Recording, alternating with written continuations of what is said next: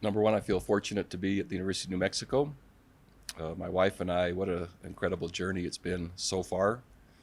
She arrives in town Thursday for her arrival. I've been here since December.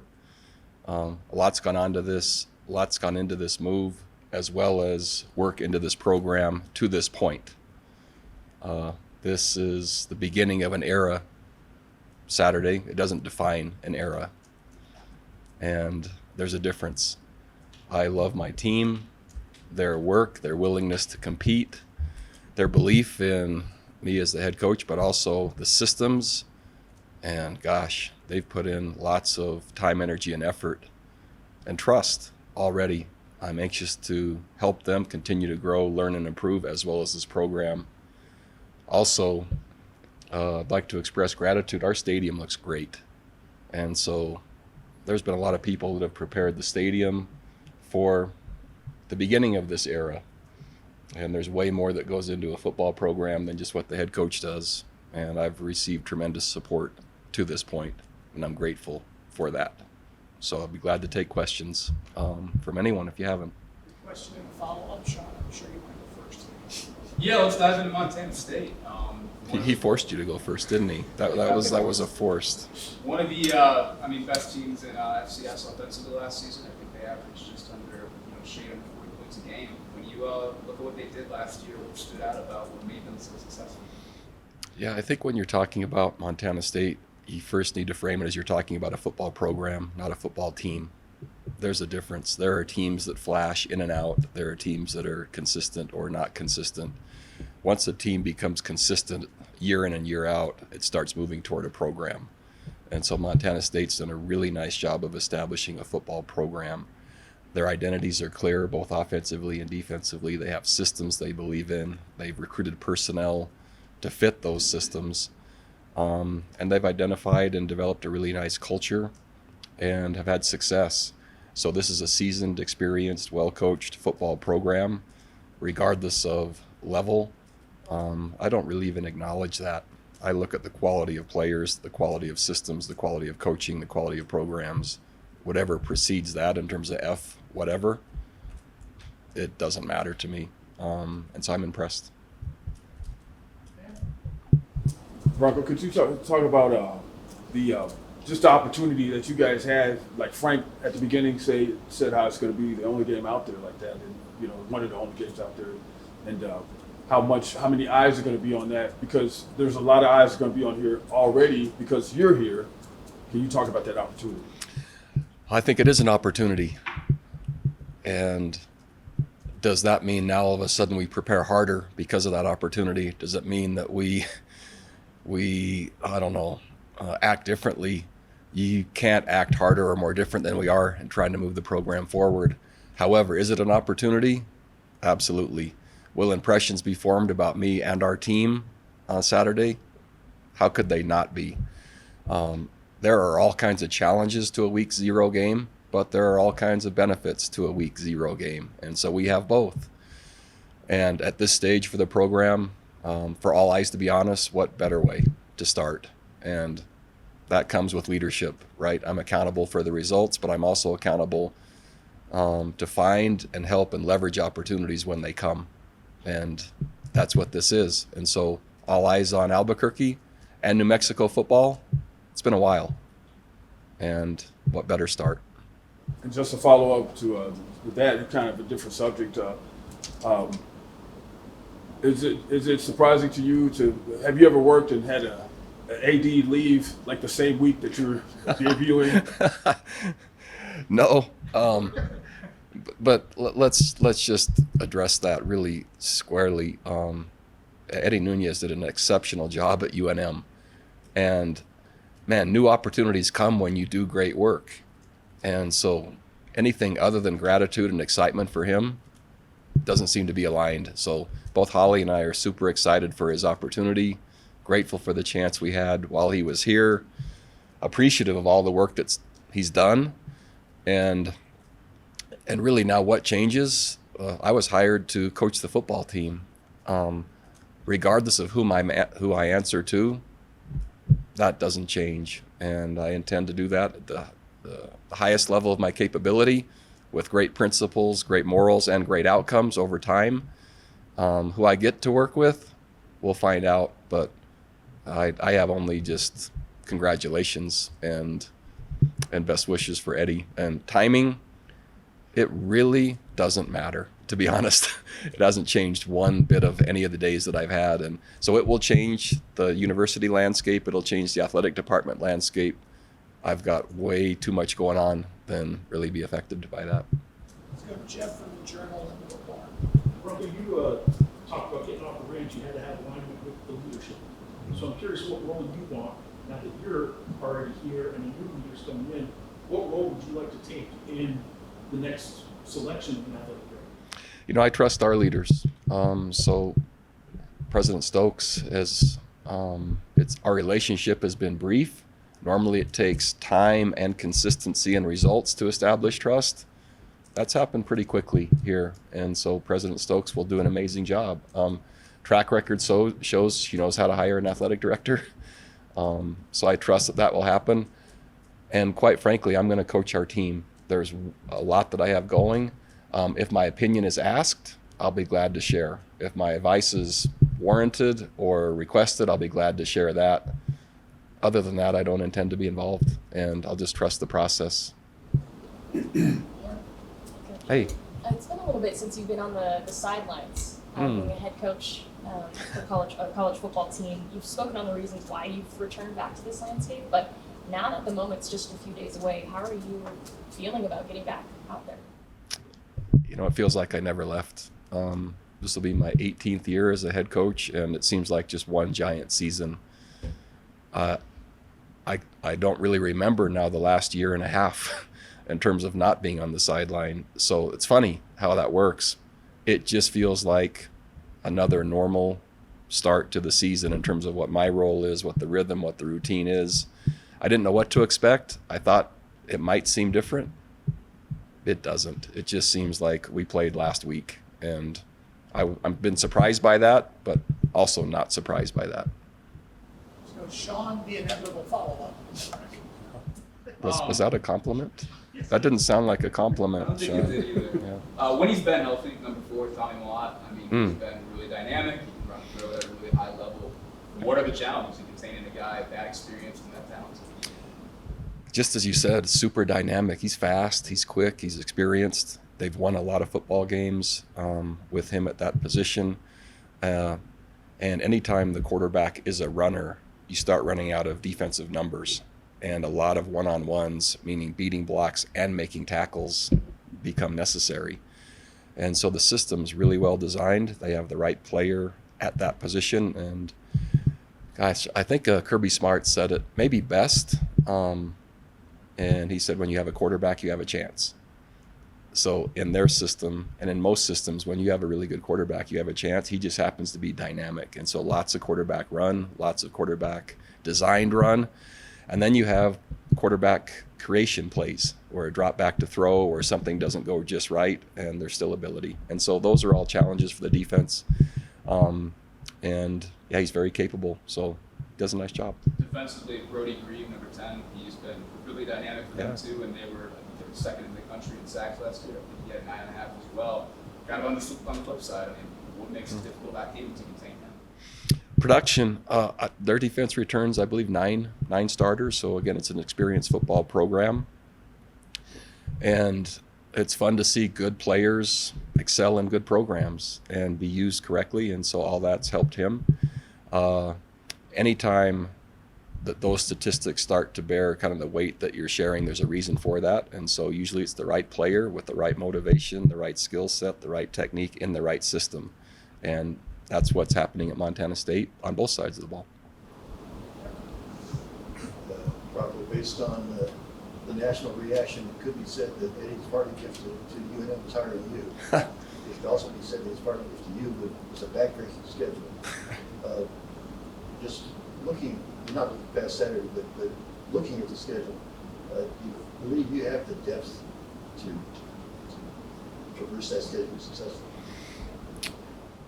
So yes to both perspectives that you started with. When you're when you take over a program, there are certain challenges you inherit and certain things that you really don't have any control over that you inherit. Every one of those is a learning opportunity. Is our depth capable of handling the schedule? It has to be. And my job, quite frankly, is to make that happen. So I like the challenges, not only of, the difficulty of beginning. We've acknowledged that we're taking it face on. It's probably the first thing I hear anytime I'm in public. Wow, difficult schedule. Yeah, I get it. But it is what it is. And so great test for our program, great opportunity for our program. We'll use the buys to our advantage. We'll use the tough start to, in terms of scheduling, to grow. We'll learn really well how to travel and play on the road, and we'll learn how to do that over an extended time period. All that can be foundational to a program moving forward. That doesn't mean it has to be only viewed negatively. That gives us a lot of different growth opportunities, and so I'll frame it like that. What are you like on game day? I mean, do you have anything that you do, like the same thing where you wear the same hat over and over again, and do you think you'll get any rest just from the excitement of it? I mean, you're coming back. So I have a pretty, I don't know if it's unique, but a pretty simple philosophy, and I really love most of what John Wooden has written. And in one of the conversations that I received a transcript on, he talked about maybe his ideal, and this will be paraphrased, maybe his ideal would be that he could put his team on a bus or on a plane and they could go off and play and he wouldn't be missed. That they're so prepared, they're so player-led, the execution and preparation is at such a level that he wouldn't be missed. I work hard to be irrelevant on game day, and that might sound counterintuitive, but that just means that the team has been so well prepared, they're so confident, they're so united, the player leadership is such in place, our adjustments are already set, that I could watch and enjoy what work we put in. My team knows, and even though we haven't been through a game yet, what I've shared them is the closer it gets to the game, the less that I speak, the more I expect them to speak. And so it's atypical. If someone were to mic me up on game day expecting that would be valued content, it would be a lot of silence. But what I do say, I mean, and when I do speak, I expect it to be done. That might be 5% of the game where you'll see something said or done where I actually influence at that point. If I'm speaking more than that, that usually means something isn't going well. And it means that I'm having to make corrections that were probably overlooked, unexpected, or not prepared for before. And if I'm saying nothing and looks like I'm doing nothing, great. It's a good day. Yeah, it's a good day. Let's go back to Sean. First time we're looking at a formal depth chart. Isaiah is listed as sole backup. You said that competition could carry over to this week. Is that final, or is that kind of ongoing? It's final as of week 1, as is all the depth chart. I made a comment to you. I didn't expect many oars. Since the time we talked, gosh, the competition for some of the backup spots demanded oars. Starters, not so many, which I see as a good thing. I expect that to carry on for,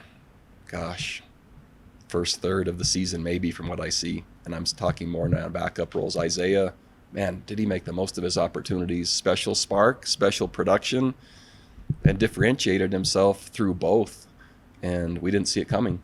We saw it in him, but yeah, it's been fun to see that, and he's done a nice job. At the starting buck spot, you have an war between Dimitri and Randolph right now. Randolph obviously coming in over the summer. What kind of camp has he had to play himself into that starting role? Production.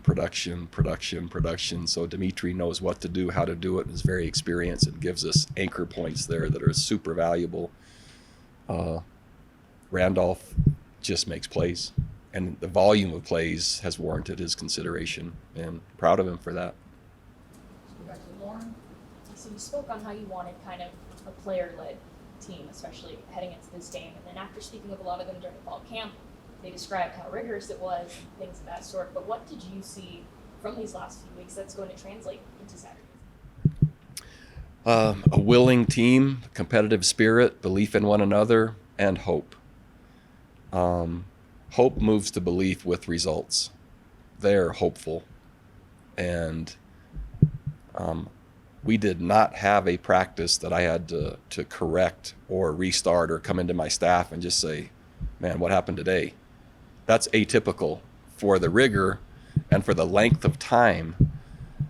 Man, they're resilient and they're gritty and they're tough and they support one another and they just keep coming. Those are great qualities. What kind of football we'll play in game one, we'll see what the execution looks like. But the foundation of those other principles, gosh, that's fun. Myself and our strength coach,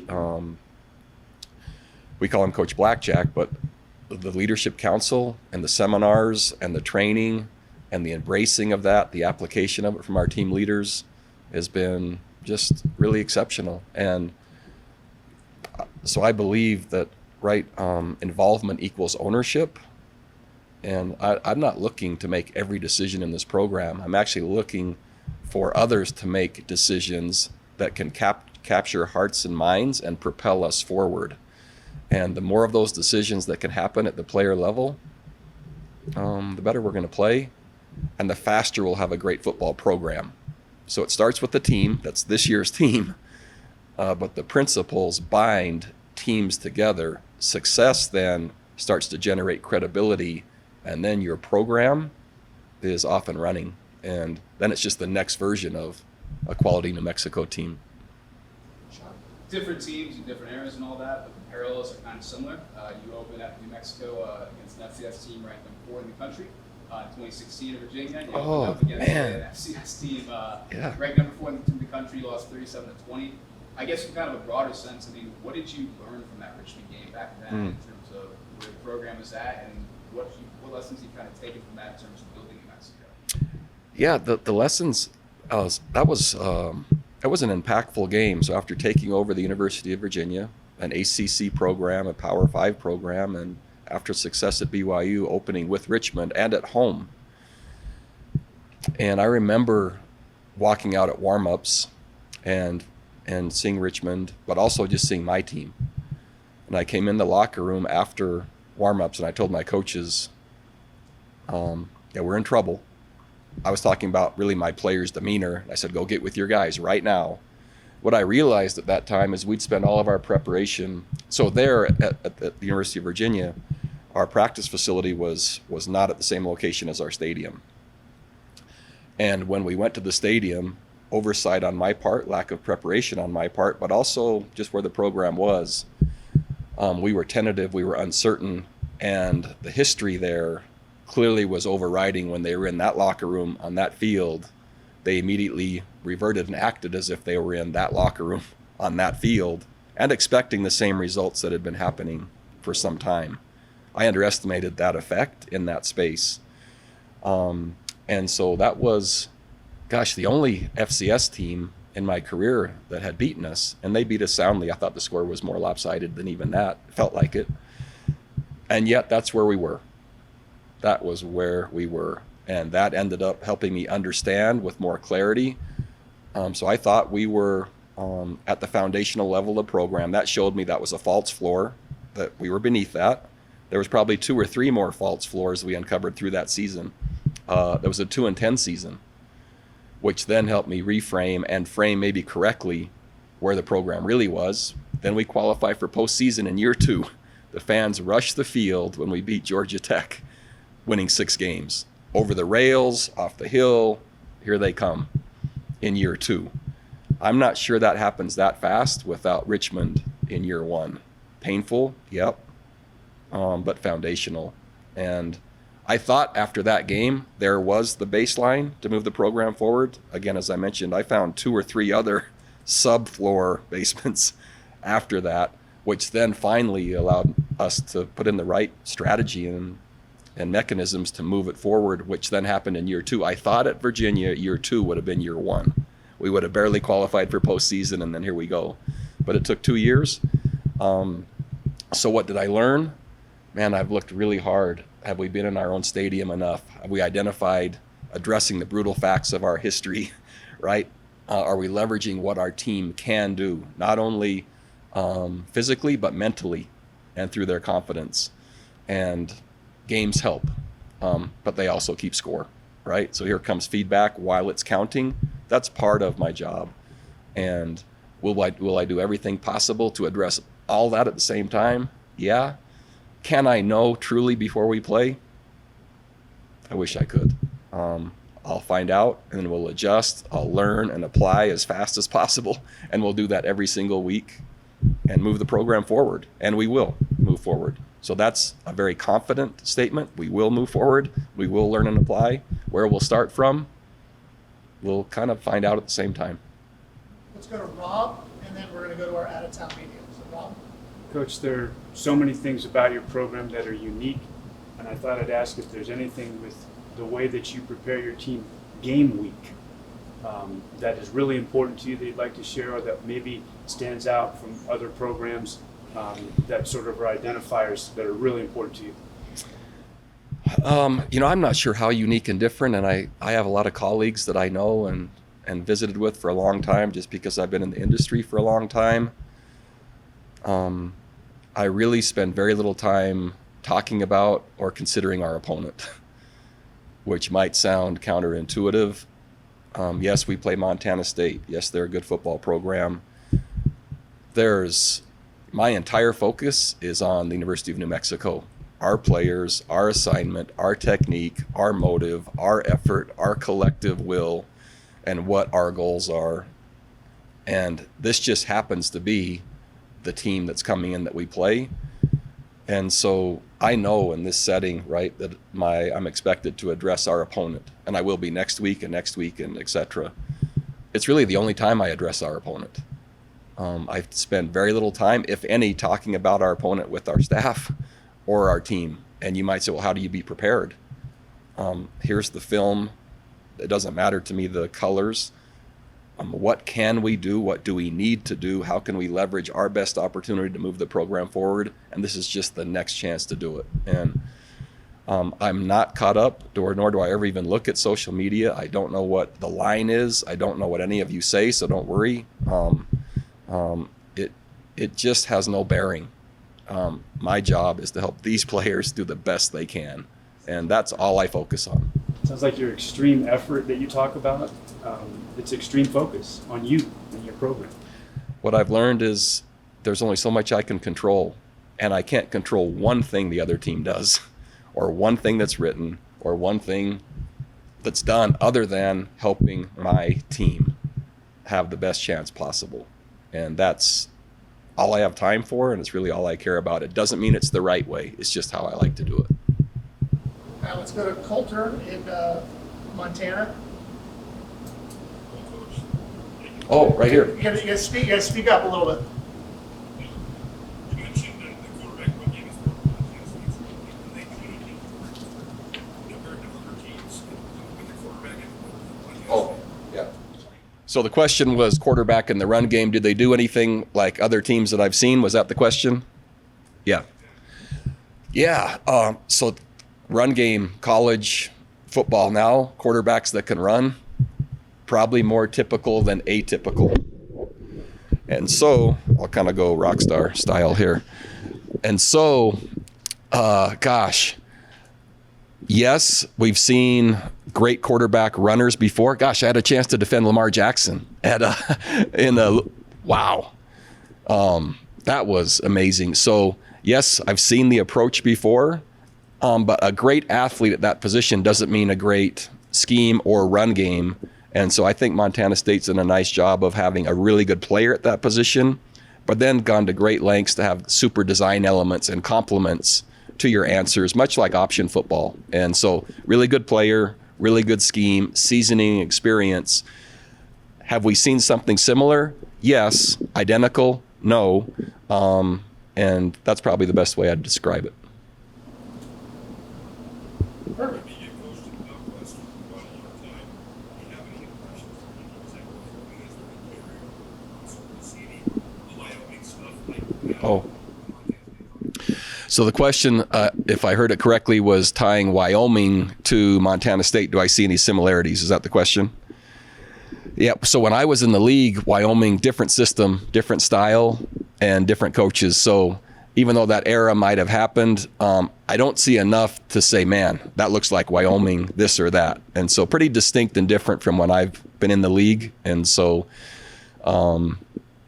yeah, gosh, my most recent memories are all ACC. And so it's been a while. And so I think the style from when I was here and saw Wyoming to what they're doing now, quite different. Thanks, Coulter. Anything else? Have you guys selected captains yet? Captains will be announced at the end of practice today. And in terms of the depth chart, just one more award too. We got an award between Sean Miller and Ryan Davis as well. Can you talk a little bit about that competition and how that's kind of played out throughout camp? Gosh, so Ryan Davis would be one of the rising stars, I would say, on our current team. And so while capable and effective and productive to start camp, again, volume of production, and Sean as well. So that position has elevated itself through the competition between those two. And it really didn't start as a competition. It started with Sean clearly as the one and Ryan somewhere else. And it hasn't ended that way. So really, Sean has done nothing other than improve, but the trajectory and the ascent of Ryan it's been great for everybody, and he's done a super job. So that is making our team better. Appreciate the questions. Look forward to seeing you after the game. Is that our next? Yeah. Post game. All right, thanks. You get the post game. Okay, great.